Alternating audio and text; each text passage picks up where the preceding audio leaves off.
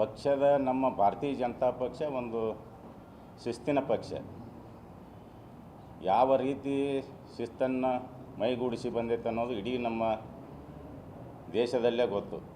ಎಲ್ಲ ಪಕ್ಷದಲ್ಲಿರುವಂಥ ಇವನೇ ಬೇರೆ, ನಮ್ಮ ಭಾರತೀಯ ಜನತಾ ಪಕ್ಷದ ಇರುವಂಥದ್ದು ಒಂದು ಶಿಸ್ತಿನ ಪಕ್ಷ.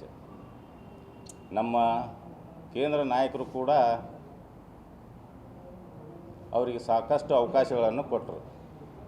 2 ವರ್ಷದಿಂದ ಅವಕಾಶಗಳನ್ನು ಕೊಟ್ಟರು ಅವರಿಗೆ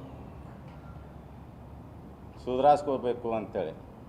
ಆದ್ರೆ ಬಸನಗೌಡ ಪಾಟೀಲ್ ಯತ್ನಾಳ್ ಅವರು ಸುಧಾರಿಸ್ಕೊಳ್ಳಿಲ್ಲ.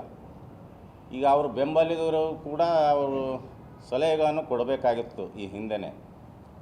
ಅಲ್ಲ, ನಾವು ಹಿಂದುತ್ವ ಮತ್ತು BJP ಕಟ್ಟಾ BJPಗಳು ಕಟ್ಟಾ ಹಿಂದುತ್ವವಾದಿಗಳು ನಾವು ಅಂತೇಳಿ ಇವತ್ತು ಮೀಡಿಯಾ ಮುಂದೆ ಏನು ಹೇಳ್ಕೊಳ್ತಾ ಇದ್ದಾರಲ್ಲ, ಅವರು ಬಸನಗೌಡ ಪಾಟೀಲ್ ಅವರಿಗೆ ಸಲಹೆಗಳನ್ನು ಕೊಡಬೇಕಾಗಿತ್ತು. ನಮ್ಮ ಪಕ್ಷ ಹಿಂದುತ್ವದ ಆಧಾರ ಮೇಲೆ ಬಂದಿದೆ ಮತ್ತು ಹಿಂದುತ್ವದ ಇದ್ರ ಮೇಲೆ ಬಂದಿದೆ. ನಮ್ಮ ಬಸನಗೌಡರಿಗೆ ಹಿಂದೂ ಫೈರ್ ಬ್ರ್ಯಾಂಡ್ ಮತ್ತು ಹಿಂದೂ ಹುಲಿ ಅಂತೇನು ಹೇಳ್ಕೊಳ್ತಾ ಇದ್ದಾರಲ್ಲ, ಅವರು ಸಲಹೆ ಕೊಡಬೇಕಾಗಿತ್ತು. ಗೌಡ ಸ್ವಲ್ಪ ಬಾಯಿ ಮುಚ್ಕೊಂಡು ಸುಮ್ಮನಿರಿ, ಪಕ್ಷ ಡ್ಯಾಮೇಜ್ ಆಗತ್ತೈತಿ, ನಮ್ಮ ಹಿಂದುತ್ವ ಪಕ್ಷ ಡ್ಯಾಮೇಜ್ ಆಗತ್ತೈತಿ, ನಮ್ಮ ಎಲ್ಲ ಸಂಘಟನೆಗಳು ಇದು ಆಗತ್ತವ, ಅದಕ್ಕೆ ದಯಮಾಡಿ ತಾವು ಬಾಯಿ ಮುಚ್ಕೊಂಡಿದ್ರೆ ನಮ್ಮ ಪಕ್ಷನೂ ಬಲಿಷ್ಠ ಆಗ್ತೈತಿ, ಹಿಂದುತ್ವನೂ ದೇಶದಾಗ ಒಂದು ಕರ್ನಾಟಕ ರಾಜ್ಯದಲ್ಲಿ ಹಿಂದುತ್ವದ ಇದ್ರ ಮ್ಯಾಗ ಹೋಗೋಕೆ ಅನುಕೂಲ ಆಗ್ತೈತಿ ಅಂತೇಳಿ ಅವ್ರು ಸಲಹೆಗಳನ್ನು ಕೊಡಬೇಕಾಗಿತ್ತು. ಏನೀಗ ಪ್ರತಿಭಟನೆ ಮಾಡ್ತಾ ಇದ್ದಾರೆ ಅವರು. ಪಕ್ಷದ ಬಗ್ಗೆ ಹಿಂದುತ್ವದ ಬಗ್ಗೆ ಕಾಳಜಿ ಇದ್ದಂಥವ್ರು ಇದ್ದರೆ ಅವರು ಸಲಹೆಗಳನ್ನು ಕೊಡ್ತಿದ್ರು. ಮತ್ತು ಇವರು ಬಸನಗೌಡರಿಗೆ ಅದರ ಬಗ್ಗೆ ಇದು ಇಲ್ಲ. ಹಿಂದುತ್ವ ಬರೀ ಬಾಯಲ್ಲಿ ಹೇಳ್ತಾರೆ ಅವರು.